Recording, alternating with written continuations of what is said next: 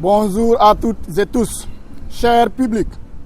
Avant tout d'abord, j'aimerais adresser mes salutations à tout le village, ainsi que le public ici présent. En l'occurrence, les chefs des villages de Bukot Wolof et Bukot Diola, les sages, les responsables religieux et coutumiers, les femmes et toute la jeunesse. Ce qui nous réunit aujourd'hui n'est rien d'autre qu'un cri de cœur. Sur ce, vous me permettrez de vous résumer les faits. Aujourd'hui, nous sommes là réunis, les deux villages de Bukot Diola et Bukot Wolof, pour dénoncer une injustice qui sévit au sein de nos villages. L'Oasis Sual est un réseau de production et de distribution de l'eau potable à Bukot. Ce système a été mis en place en 2007 en concertation avec les autorités de cette époque, le gouverneur régional, le régional hydraulique, le préfet et le sous-préfet, le président de la communauté rurale, les chefs du village. Ce réseau de distribution a été endommagé par la population de Cabros, laissant les deux villages sous 100 gouttes d'eau depuis le 28 juin 2021. Face à ce désastre, l'État est venu à notre secours en faisant un raccordement provisoire pour assurer la continuité de l'eau. Ce raccordement a été financé par la population à hauteur de 150 000 francs CFA. Mais malheureusement, ce raccordement n'a servi qu'une moitié de la population et cela a éveillé de vives tensions au sein des habitants. Vu ces désagréments, la population voudrait retourner au réseau de l'Oasis Sual. Parce qu'avec Oasis Sual, toute la population ait accès à l'eau 24 heures sur 24. Avec un abonnement de 5 000 francs CFA. Et l'entretien des réseaux Oasis Sual qui s'étend de 35 km est assuré par son équipe fiable et rapide. Tout contrairement aux propositions de l'OFOR, car nous ne pouvons pas prendre en charge les réparations du réseau et payer en même temps l'OFOR et des abonnements à 60 000 francs. Je vous remercie. waaw asalaamaaleykum mbooloo mi asalaamaaleykum waa Bukot damay présenté wu maa ngi tudd Ousmane Ndiaye dëkk ci dëkk bi Bukot Olof di doon responsable tamit ci biir dëkk bi ci fànn yu nekk di ñëw nag di expliquer wu naxar bu tax ñu oote ndaje bi tey pour ñu mën a wax comme ça bépp waa Bukot bu nekk hors de Bukot bu nekk ci diaspora mu xam ni Bukot seen problème lii la parce que affaire bi lëmbe na région bi yëpp donc problème Bukot dañu am problème bu nga xam ne par rapport à OFOR ci affaire réseau ndox mi ñun Bukot depuis 1907 depuis 2007 pardon donc dafa am benn tubaab bu tudd Mengue sous une société bu nga xam ne mu ngi tudd Oasis Bukot depuis 2007 moo ñu fi def installation bu muy ñëw fii nag fekk na fi ay autorités étatiques fekk na fi ay autorités communales fekk na fi les chefs de village d'un commun accord ñu jàpp ni mën na fi def exploiter ndox donc depuis 15 ans ñu ngi ànd ak moom ba malheureusement au mois de juin le 28 juin passé avec les événements malheureux yu fi amoon ñi nga xam ne Sénégal yëpp a ci teg seen bët wala dëgg nañ ko donc mu amoon problème de perturbation du réseau problème boobu bu mu amee alors les autorités étatiques ñu ne ñu il faut trouver une solution dans l'immédiat parce que Bukot mënul nekk sans ndox loolu moo tax population bi mu teg def participation ñu jënd pièce buy raccorder ndox eau fort ak le réseau de Mengue déjà existant dans le village. Donc cette solution était provisoire. Donc solution boobu c'était juste solution bu nga xam ne du yàgg dañ ko war a changer tey ñëw nañu borom société bi Oasis pare nañu pour reprendre son réseau ñu am benn mainmise sur ñu am benn mainmise ku teg loxoom ci réseau bi nee na Mengue dootul jël réseau bi donc dafa mel ni bul woon événement yi OFOR parewul woon pour jël pour nangu réseau bi donc ba tax nag depuis juin ba léegi Bukot ci ndox OFOR lay dem pendant 15 ans Bukot avait le réseau de Bukot yoroon na réseau Oasis donc depuis 6 mois yor nañu ndox OFOR donc lu muy saf ki ko màcce moo ko xam ñun mën nañu am droit ne bii moo ñu gënal ak bii moo ñu gënal mais bu ñu jëlee ñaari ndox yi jàpp nañ ni ñun ndox Oasis moo ñu gënal pour plusieurs raisons Oasis ndoxam du am délestage te foo mënta nekk ci biir dëkk bi di nga am pression bu nga bëgg sans délestage Oasis dëgg la société privée la mais société bu nga xam ne bu muy installé wu état bi mu ngi yoon fii ñu accompagner ko donc tey bu ñu demee ba ñu branché ñu ci réseau OFOR réseau bi gis ngeen plus de 45% wala 60% de la population amuñu ndox moomu lu gën a yéeme mooy ñu ngi dem ci njeexteel hivernage suñu lycée ndox bi du fa egg bu OFOR pression bi mënu faa egg CM bi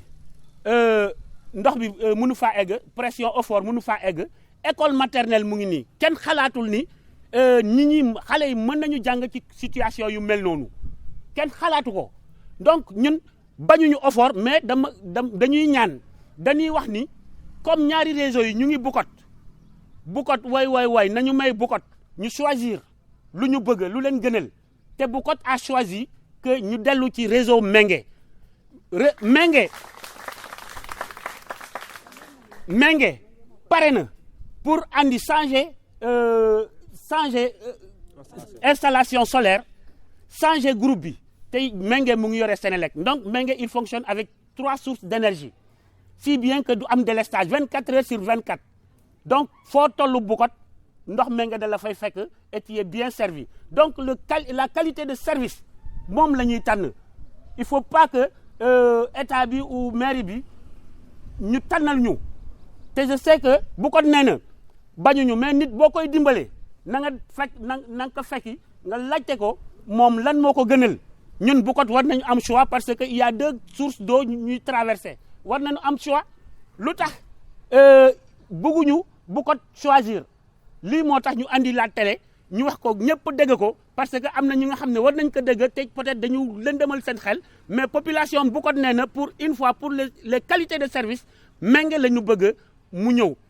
ce qui est paradoxal Mengue état bi fii ba Dakar et même les ministères concernant ministère de l'hydraulique xam nañ ni fii à Bukot ou quelque part dans un coin du Sénégal am na un privé kuy exploiter ndox mi bu muy commencé en 2007 on avait un problème ba ñu dem ba niveau régional parce que fii la Bukot la nit ñëw un privé ñëw def le mètre cube à 1000 francs te état baa ngi fii amuñu fu ñu demul on a été débouté tey dem nañu ba waxtaan ak Mengue ba Mengue def son prix léegi ñun bëgg nañu ndox moomu lu tax état bi ou quelque part ou quelques-uns tapis sous l'ombre ñu bëgg ci teg seen loxo alors que c'est même Mengue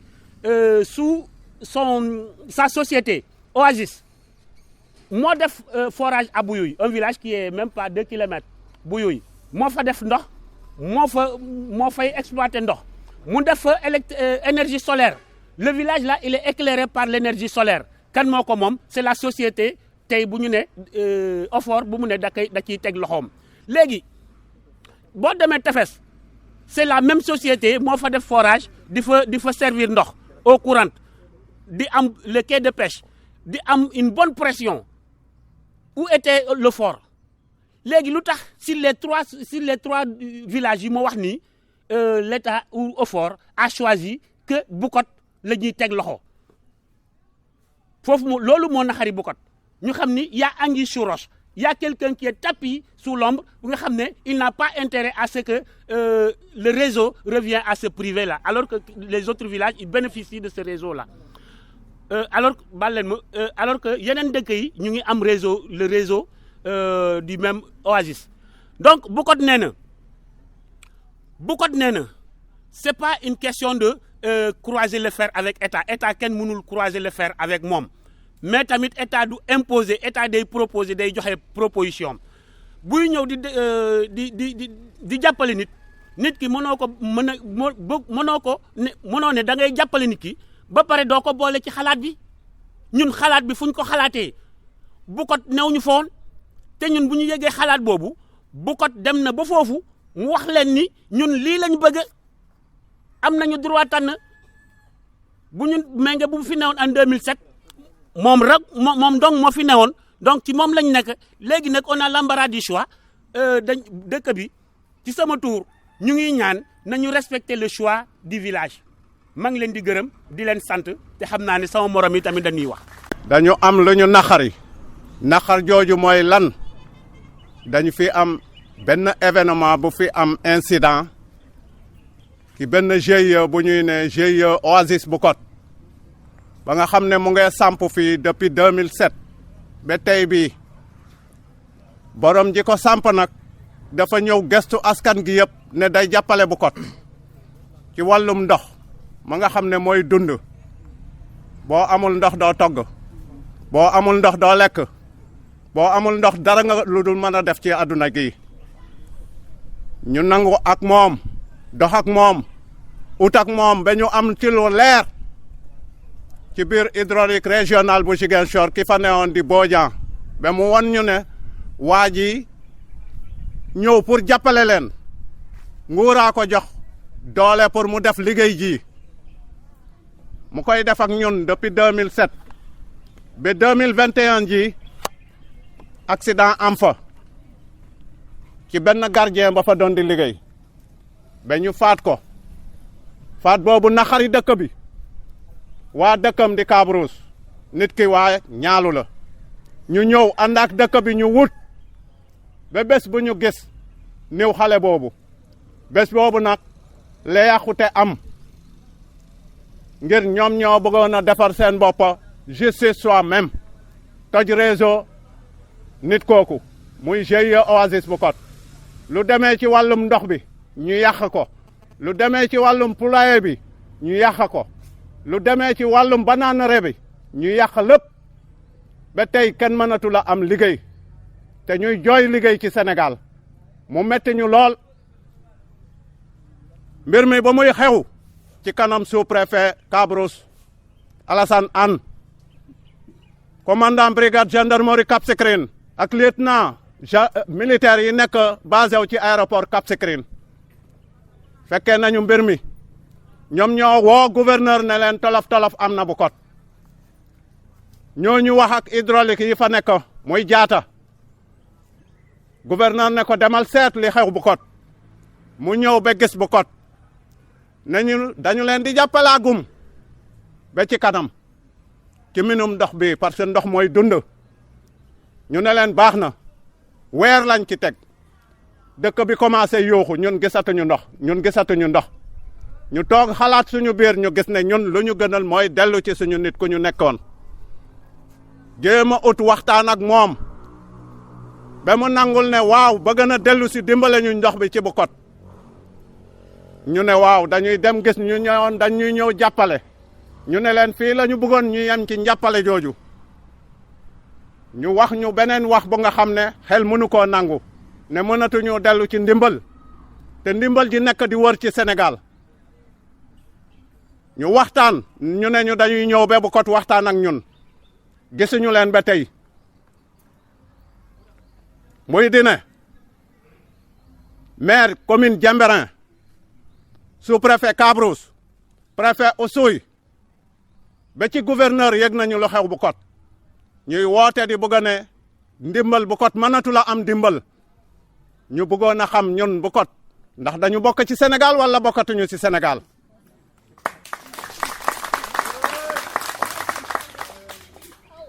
société privée ñu ne ñu OFOR a ngi samp Sénégal 2014 mu ñëw samp fii ci suufu Bukot jël ay toolu nit Bukot gas fa ay forage am 2018 mu ngi gis société boobu ñuy ne Oasis Bukot mu ngi ci jàppale am ci dëkk Bukot bi waxuñu ci dara ba lii xew ñu soog a ñëw ne dañ ñuy boole ci seen liggéey muy liggéey OFOR te OFOR ba muy installé wu 2018 2019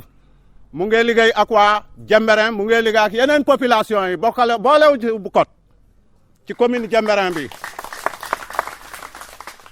ñu ngi leen di xool fu nekk ci télé yi ci àdduna gi ci Sénégal gi fu nekk OFOR am na fa problème ku ñuy dimbale nii jox na leen kayit pour won leen ne seen liggéey gi des na bu doon tamit bëgg ngeen société bi kaay leen ñu waxtaan mais ba tey tontuwuñu kooku ñoom population bi la ñu bëgg a ñëw noot pour ñoom ñu jël lu ñuy jël ñun Bukot nag mu metti ñu mënuñu am ndox bu gën a neex ci àdduna bi Casamance a ngi fee suñu tànk di tibb ci Sénégal di joxe ci àdduna gi yëpp ñun ñu am lu neex loolu ñu ne ñun ñu koy xaañ ñu ne duñ ci bokk tey duñ ci bokk ëllëg ndimbal jële ñun doy na ci ñun Bukot soxlaw ñu OFOR balaa ñuy liggéey ak OFOR GIE Bukot la ñu liggéey lu ñu gisante ak ñoom mu doy ñu mënuñu dem di jëli benn compteur ñu koy jëndee 50 000 te ñu mën koo jëndee 5 000 francs 5 000 bi la ñuy jëndee suñu compteur ñu am suñu branchement ba kër gu nekk di nga ko am sa ndox 24 heures sur 24 donc ndimbal ndox OFOR daal suñu message bi na ko président de la république son excellence Macky Sall dégg Bukot dëkk Sénégal la Bukot olof waaye nag liggéey OFOR mënuñu ci ànd tey mënuñu ci ànd suba nañ ñu bàyyi ñu dellu fu ñu newoon ndimbal jooju moo ñu doy GIE Oasis Bukot la Bukot ne tey waaw moom la ne Bukot ne waaw ba suba 24 heures sur 24 lañ fay am ndox. Radio Kabisu FM 100.0 dans le Kassa. ñu ngi fii si Bukot Jembereng toujours si problème ndox mi ñun jigéenu Bukot Jembereng dañoo sonn depuis mois de juin dañoo sonn amuñu ndoxu menge bi daal moo ñu gënal jigéen ñu nekk si dëkk bi yëpp ñu ne ndoxu menge bi moo leen gënal ndax ndoxu menge bi heure yoo ko soxlaa am ko ndoxu menge bi neex na si put neex na si fóot heure boo ko soxla am ko 24 heures sur 24 ndoxu menge bi heure boo ko soxlee dañ ko am même boo jógoon guddi sax nga soxla ndox di nga am ndox waaye ndoxu OFOR bi fu mu nekk nii am na quartier yu am na quartier yu amul fu ñuy wax ni yéen sax semaine bi yëpp ndox amul waaye bi ñu yëgee ni rajo day ñëw tey moo tax ñu bàyyi ndox mi tey mu ñëw waaye dem ba toute la journée amuñu ndox nit nag mënoo dëkk toute une journée wala 2 jours sans ndox nooy mel ñun jigéen ñi bu ñuy fóot am nañu problème di nga jënd saabu jënd omo bay bëgg a dee ndoxu OFOR bi neexul ndox bi neexul partout neexul ñun daal ndoxu menge bi moo ñu gënal tey moo ñu gënal suba waaw ñun jigéen ñi Bukot Jembereng yi yëpp ndox bi moo ñu gënal fu mu nekk jigéen ñi dañuy dem àll ba ñëw nga ñëw sa kër doo fa fekk pepp ndox nga yenu sa paan guddi dugg si biir kër yu am teen di root te teen yi bëreetuñu si dëkk bi di yenu ndox dem ba jigéen ñi dañoo yenu ndox ba sonn ndax ñàkkum ndox ñu ngi leen di ñaan te boo waxee ñu ne la état comme ñun dañoo jàpp nu ñun yeewuñu moo tax bu ñu waxee ñu ne état ba tey ñun nangu nañu ku sañu ta bañ di nga sañ a nangu comme état la ñu ngi ñaan état ngir yàlla mu delloo ñu ci réseau menge bi ñu ngi koy ñaan rek mu delloo ñu si réseau menge bi ngir yàlla waaw. mbooloo mi ñu ngi nuyu ñëpp di jéggalu si kaddu yi nga xamante ne moom lañ fas yéene yëkkati ñu ngi ko fas yéene yëkkati nag si kaddu li nga xamante ne mooy imam ak mboolem kuréelam ñuy nuyu chef de village ak mboolem notable yi nga xamante ne ñu ngi fi nekk di nuyu góor yi ak jigéen yi di nuyu ndaw yi ak mag yi comme ñi nga xamante ñoo fi jiitoon kaddu yi nga xamante jiital nañ ko bés bi nag bés mbégte la si ñun ndaxte léeg-léeg doomi aadama nga am naqar te mënoo xam foo koy jooyee te lii nag fépp foo ko natt si suñu ay xol si suñu biir ak suñu biti romb na fa ndaxte ñun dañu foog ne Sénégal ñëpp a ko bokk képp ku dëkk si biir Sénégal war ngaa am droit si kaw nga am jàmm am salaam li waral jotaay bi nag lenn rek la comme ni ko ñi suñu naataango yi nga xam ñoo ñu jiitoon si wax société bi nga xam ne mooy société Mbengue kenn ku nekk xam na li nga xamante ne mooy situation bi dal si kawam te nit la koo xam ne lépp lu mu mën si jàppale def na ko jëmee ko si Bukooto waaye wax ma la Bukooto waaye si mboolem li nga xam ne tund bi dugal na fa li nga xamante jàppale am ñun dafa am lu ñuy njëkkee laaj état tey ki nga xamante mooy président mu doon ki nga xamante moo njaboot gi yëpp président ñu ngi lay xamal ne sa njaboot gi nekk si li nga xamante ne mooy Bukooto olof am nañu naqar am nañu tiis si mbir mi nga xamante ne moo ñu dal te dara dalal ñu ko ludul ay nit ñoo xam ne li leen taxoon a jóg mooy fajal seen bopp man dama foog ne réew mi lépp loo xam ne mooy njub wala lépp lu ñuy def dañ koy war a teg si anam boo xam ne ay charte yu ñu teg yoo xam ne ñëpp ñoo si war a jaar waaye bu fekkee kenn ku nekk ne boo amee lu la naqari da nga ko war a fajee si nu mu la neexee foog naa ne bu boobaa réew mi war nañ koo seetaan ndaxte bu ñu waxee ndox lan mooy sababu ndox mi am lan mooy problème yi ndox mi lu tax mu am dafa am ñoo xam ne situation am na foog naa ne am na ñu ko war saafara am na ay enquêtes yu ñu faroo def nañu bàyyi si loxo enquêteurs yi ak ñi nga xam ne ñoom moom loolu ñu lijjanti waaye bu dara desul na réew mi toll nañ foo xam ne kenn ku ne da nga war a fajal sa bopp foog naa ne situation bu boobaa day doy waar lii moo am ba tax ndox mi xoolal li mbir mi jur tey yàq nañu société bi ñaata ay nit ñoo fa doon liggéey nit ñoo ñëpp kenn ku nekk tey daanaka yaa ngi wëlbate ko wat encore dem toog amoo loo def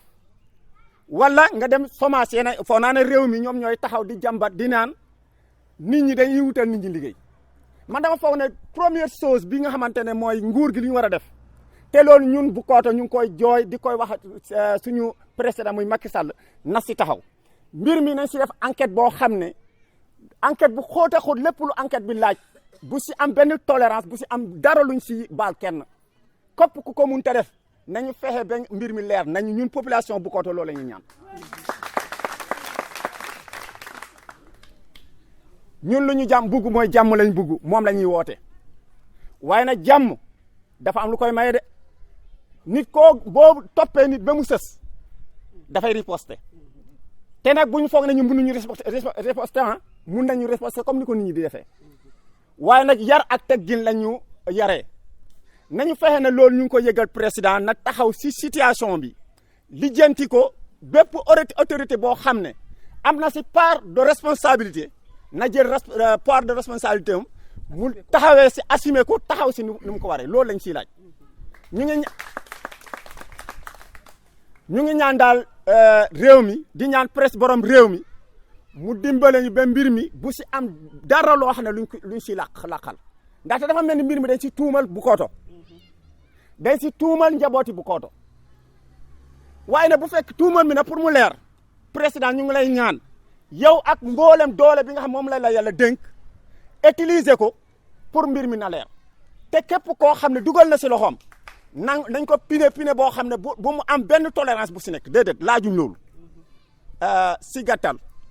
daanaka ñi war a wax bëri nañu waaye nag gannaaw loolu nag ñu ngi encore lancer appel ki nga xamante mooy président bi nga xamante mooy suñu kilifa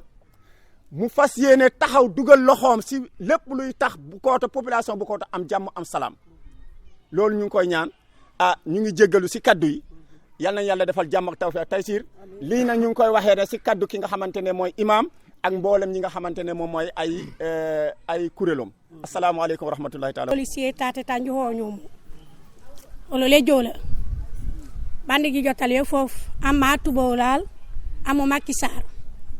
siet kara ko muko kuba jen har e jimuru ko bi botate di mata di wallati ma hinjem olom ko de kala o kana ko wañu fañu di ma hinjem mo mata menge ji fañe lo kara ko jibay tela be baake ma hinjem mata menge ji sohale mo ji fañe le hebel le yake ma hinjem mata menge ji fañe kana ko kula ñelo li ma hinjem mo matalam ko di coono di pinan waxe u ba je bo siet yile di kabaji ma hinjo normal manu olol bu kan katte de hemba fanu jowle ñu du jokkeji de hukay de sebun bu ke kamenge ku ba ci si sebun bu ke kamenge ku ba ci sebun sedu bu jome o jokuma rangala comme tate ban inje ole jillo yore du robina hamude huginde na ho ila tittebul hu beñwar bobabe dake mo jom di kalawu kanako jono la tubole Macky Sall ajanten e loba en jilo bum ñeye siet na banki tay toli dio waxanji fañ mu di ma hinja mata ande rek ci soxlaay menge rek moo ji fañe jigaltu makke di makke bare mata menge ji soxlaay moo ji fañe Allah njelo limo jërëjëf Radio Kabisu FM 100.0 dans le Kassa.